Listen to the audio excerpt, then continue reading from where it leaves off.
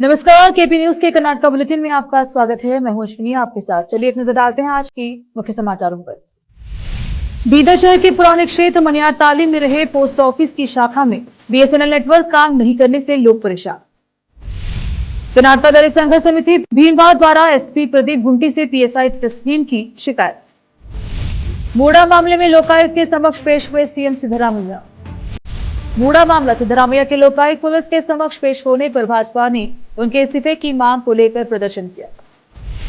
मुख्यमंत्री सिद्धरामैया ने ओबामा को बेलगावी में संयुक्त सत्र को संबोधित करने के लिए आमंत्रित किया।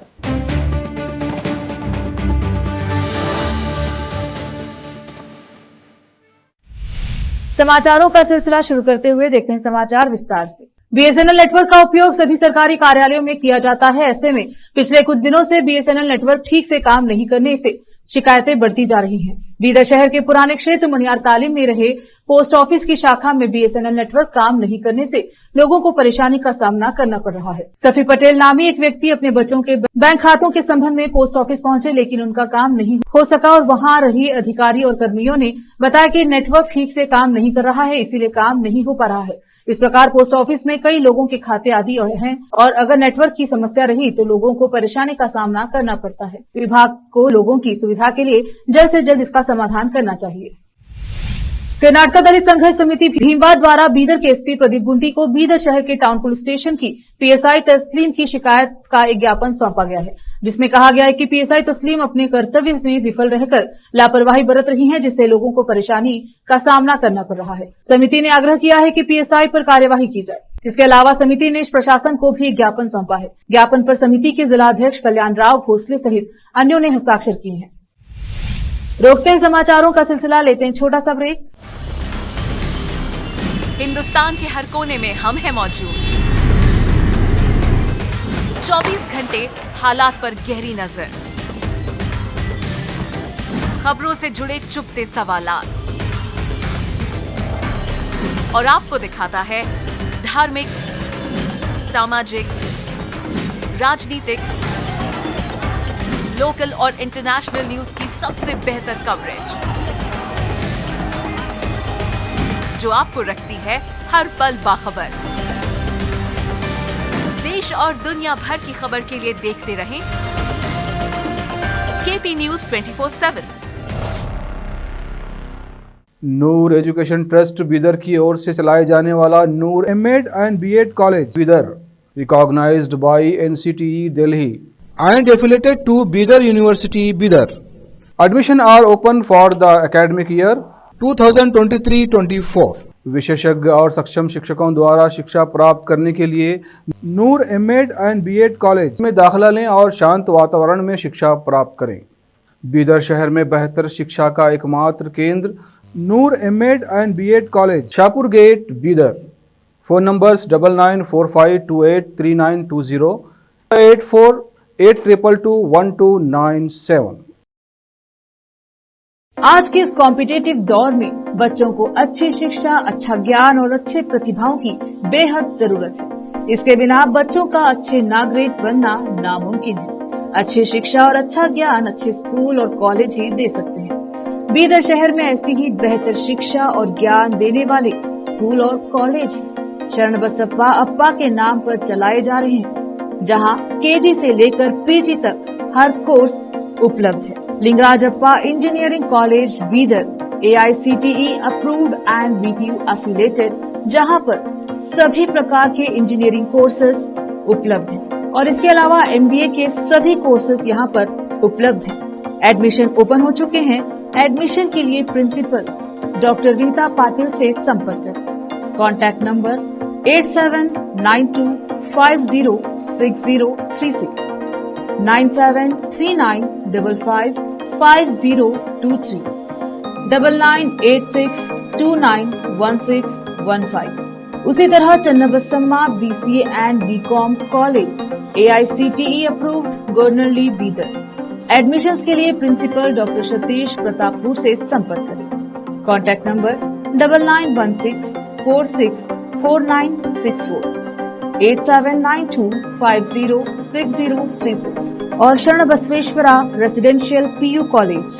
एडमिशंस के लिए कॉन्टैक्ट नंबर 9741213165, 9945571908, 8310108585, 9880388838। इसके अलावा Sharan Basava public school Gornalli Bidar affiliated to CBSE, contact number 9742082996, 9945571908, 8050274555। इन सभी स्कूल और कॉलेजों में विशेषज्ञ शिक्षकों द्वारा बेहतर शिक्षा दी जाती है और छात्रों की प्रतिभाओं को बढ़ाया जाता है। यहाँ पर विशाल क्लासरूम्स के अलावा सभी सुविधाएं उपलब्ध हैं। खुले और बेहतर वातावरण में शिक्षा दी जाती है। अपने बच्चों को शिक्षा और ज्ञान का बेहतर तोहफा देना चाहते हैं तो इन स्कूलों और कॉलेजों में एडमिशन करवाकर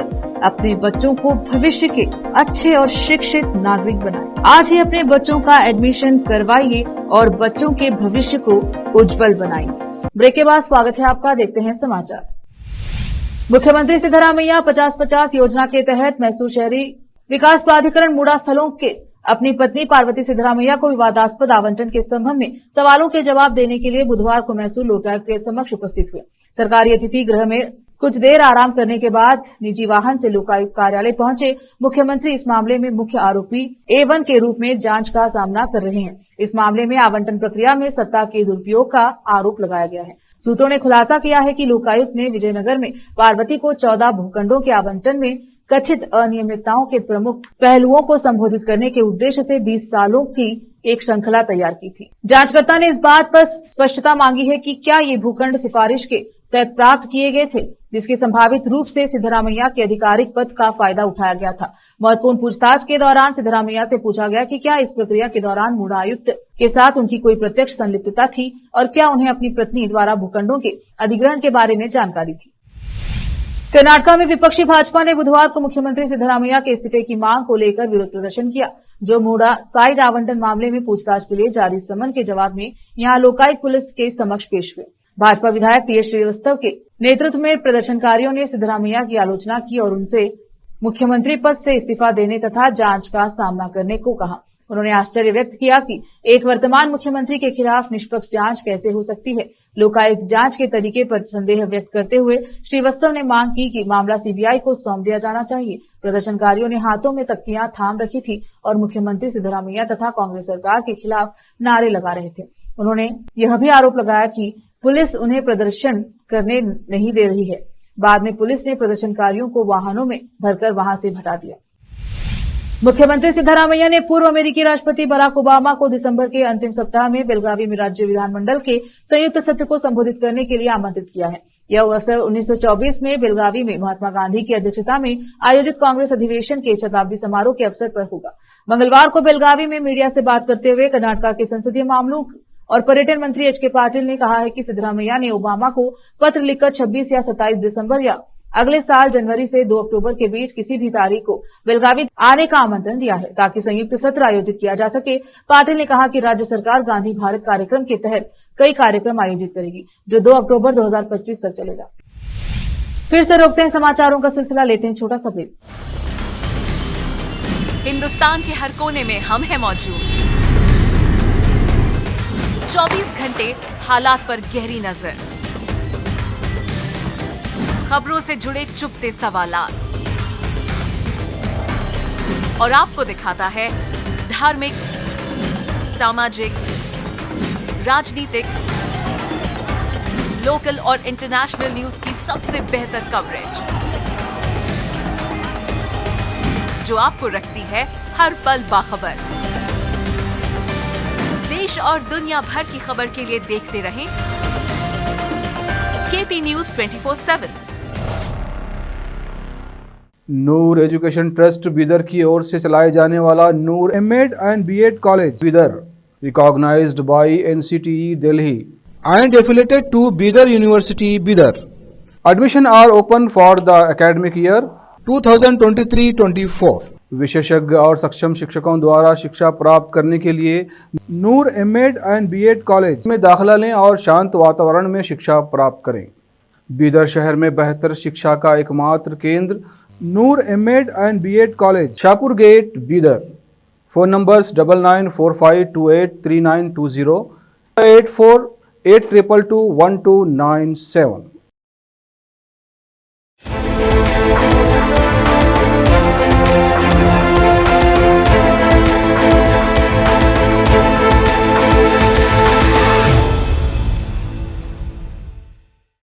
ब्रेक के बाद स्वागत है आपका। देखते हैं समाचार। पूर्व प्रधानमंत्री और जेडीएस संरक्षक एचडी देवेगौड़ा ने 13 नवंबर को चन्नपटना विधानसभा क्षेत्र के उपचुनाव में अपने पोते और एनडीए उम्मीदवार निखिल कुमार स्वामी के लिए प्रचार करते हुए कई मुद्दों को लेकर कर्नाटक की कांग्रेस सरकार की कड़ी आलोचना की है। गौड़ा ने कांग्रेस नेताओं पर निशाना साधते हुए उसके उम्मीदवार सीपी योगेश्वर की आलोचना करते हुए उन्हें कांग्रेसी सज्जन बताया और डीके बंधुओं डीके शिवकुमार और डीके सुरेश का मजाक उड़ाते हुए उन्हें अद्वितीय बताया है। हाल ही में कांग्रेस में शामिल हुए पूर्व भाजपा नेता योगेश्वर की आलोचना करते हुए गौड़ा का लहजा तीखा था। गौड़ा ने गरजते हुए कहा, यह तथाकथित धर्मांतरित कांग्रेस सज्जन दावा करते हैं कि मैं प्रचार करने के लिए बहुत कमजोर हूं। पूर्व प्रधानमंत्री ने कहा, ठीक है, मैं यहां हूं और मैं 11 नवंबर तक यहां रहूंगा। उन्होंने योगेश्वर पर विश्वासघात का आरोप लगाते हुए कहा, उन्होंने निजी लाभ के लिए जेडीएस और बीजेपी दोनों को बेच दिया। स्थानीय नेताओं को मजबूती से खड़ा होने चाहिए, निखिल के पीछे एकजुट होना चाहिए और इस धोखे को उजागर करना चाहिए।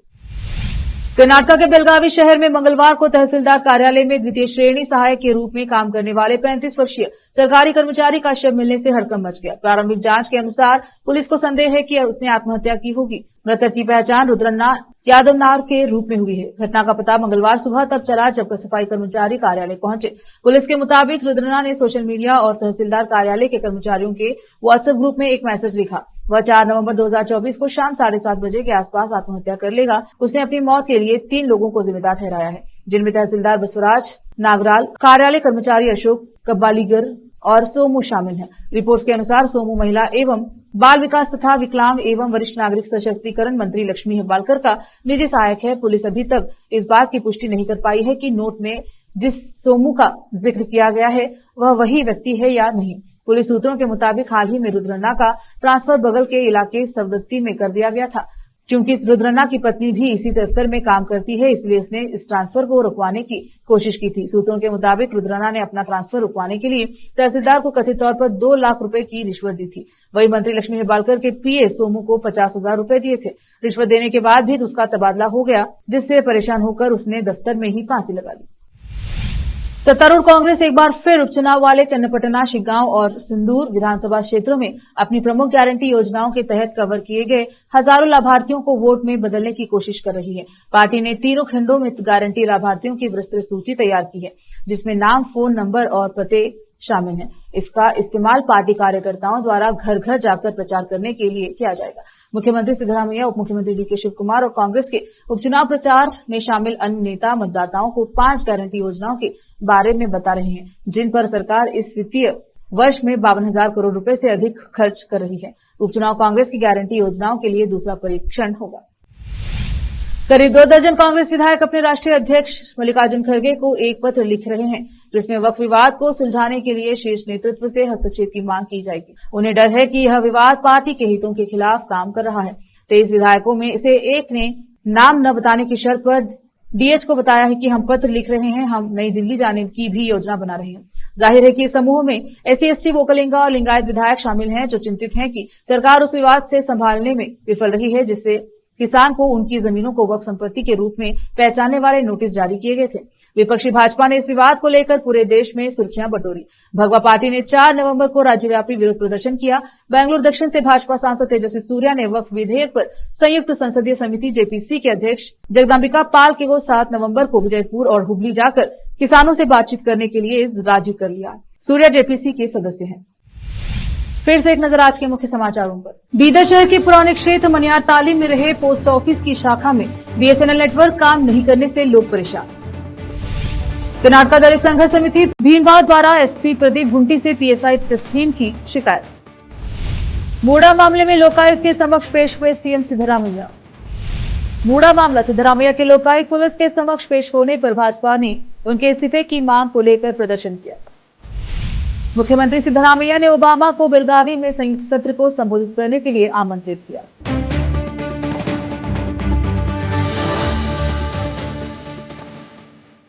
केपी न्यूज के कर्नाटक बुलेटिन में अब तक के लिए इतना ही। देखते रहिए केपी न्यूज 24/7। धन्यवाद।